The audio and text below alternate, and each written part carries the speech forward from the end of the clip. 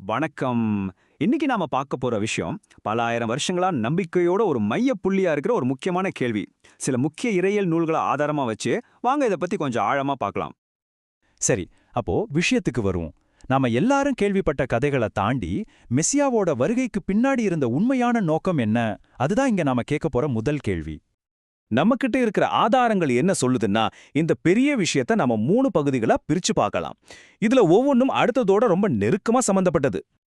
அப்போ இந்த முழு நோக்கத்தையும் ஒரு 3 தூண்கள் மேல நிக்கிற மாதிரி நாம கற்பனை பண்ணிக்கலாம். முதல் தூண் அன்பு, 2வது ரட்சிப்பு, 3வது சமாதானம். சரி, வாங்க இது ஒவ்வொன்றையும் தனித்தனியா பார்க்கலாம். சரி, முதல்ல இந்த எல்லாத்துக்கும் அடித்தளமா இருக்கிற அந்த விஷயத்தை எடுத்துக்குவோம். அதுதான் தெய்வீக அன்பு. பாருங்க, ஆதாரங்கள் ரொம்ப தெளிவா ஒரு விஷயத்த சொல்லுது. மெசியாவோட வருகைங்கிறது தண்டனை கொடுக்கறதுக்காக இல்ல.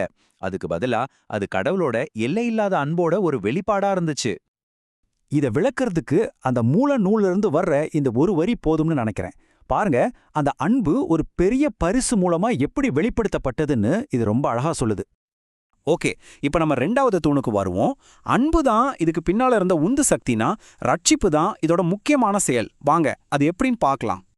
சோ இங்க மெசியாவோட முக்கியமான ரோல் ஒரு இரட்சகர். ஆனா ஒரு நிமிஷம், இரட்சகருங்கிற வார்த்தைக்கு இந்த இடத்துல சரியான அர்த்தம் என்ன? அது ரொம்ப முக்கியம். மூல நூல்களை பார்த்தா இது ரொம்ப தெளிவா தெரியுது. அந்த பிறப்போட நோக்கமே மனித குலத்துக்கு ஒரு மீட்பரை கொடுக்கறது தான்னு சொல்லப்பட்டிருக்கு. சரி, இந்த அன்பு, இந்த ரட்சிப்பு, இதோட விளைவு என்ன? இதோட முடிவு என்ன? இந்த கேள்விதான் நம்மள 3வது, அதாவது கடைசி தூணுக்கு கூட்டிட்டு போகுது. இங்க பாருங்களேன், இது ரொம்ப சுவாரஸ்யமான ஒரு ஒப்பீடு. ஒரு பக்கம் கலக்கத்துல இருக்கிற ஒரு இதயம், இன்னொரு பக்கம் சமாதானத்தோடு இருக்கிற இதயம். அதாவது இந்த செய்தி எப்படி ஒரு மனுஷனோட உள்ளுக்குள்ள ஒரு பெரிய மாற்றத்தை உண்டாக்குது, குழப்பத்திலிருந்து அமைதிக்கு எப்படி கொண்டு போகுதுன்னு இது காட்டுது. நம்ம ஆதாரங்களை பார்க்கும்போது ஒரு விஷயம் நல்லா புரியுது. இந்த சமாதானம்ங்கிறது ஏதோ தற்செயலா நடந்த ஒரு விஷயம் இல்ல. அது ஒரு சைடு எஃபெக்ட் கிடையாது. இது ஆரம்பத்திலிருந்தே ஒரு முக்கியமான மையமான அறிவிப்பா இருந்திருக்கு. ஓகே, இதுவரைக்கும் நாம பார்த்த இந்த 3 சக்தி வாய்ந்த விஷயங்களையும், அதாவது அன்பு, ரட்சிப்பு, சமாதானம், இதை எல்லாத்தையும் ஒன்னா சேர்த்து பார்ப்போம். இது எப்படி ஒரு முழுமையான சித்திரத்தை கொடுக்குதுன்னு பார்க்கலாம்.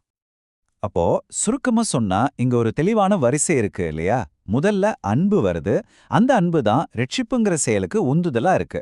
அந்த ரட்சிப்போட விளைவா நமக்கு நம்பிக்கையும் சமாதானமும் பரிசா கிடைக்குது. எல்லாம் ஒன்னோட ஒண்ணு இணைஞ்சிருக்கு. இது நம்மள கடைசியா ஒரு கேள்விக்கு கொண்டு வந்து நிறுத்துது. பலாயிரம் வருஷத்துக்கு முன்னாடி சொல்லப்பட்ட இந்த அன்பு, ரட்சிப்பு, சமாதானம், இந்த செய்திக்கு இன்னைக்கு இந்த நவீன உலகத்துல நம்மளோட தனிப்பட்ட வாழ்க்கையில என்ன அர்த்தம் இருக்கு? இதுதான் நாம யோசிக்க வேண்டிய விஷயம்.